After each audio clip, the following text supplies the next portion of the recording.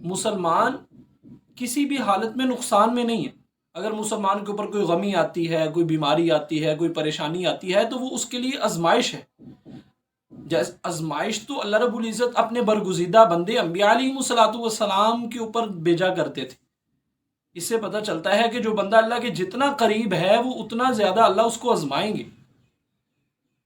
فرمایا کہ اگر بندہ مستقل مسلسل اگر کسی پریشانی میں ہے، کسی بیماری میں ہے، تو سمجھے کہ یہ اللہ کے قریب ہے۔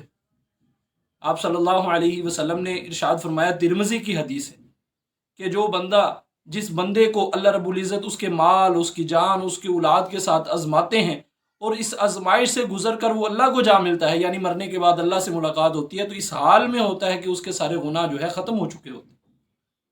اس لیے آزمائش پر پریشان نہیں ہونا چاہیے، خصوصاً پریشانی کا اظہار نہیں کرنا چاہیے۔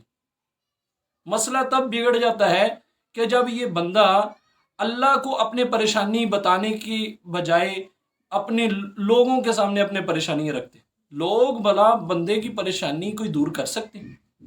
آج کل تو لوگ جو ہے تماشا بنا لیتے ہیں۔ کئی لوگ تو جو دیکھ کے خوش ہوتے ہیں کہ یہ بندہ جو ہے مصیبت میں ہے۔ اس لیے کبھی بھی مخلوق کو اپنی پریشانی نہیں بتانی چاہیے، نہ ہی مخلوق کے سامنے پریشانی کا اظہار کرنا چاہیے۔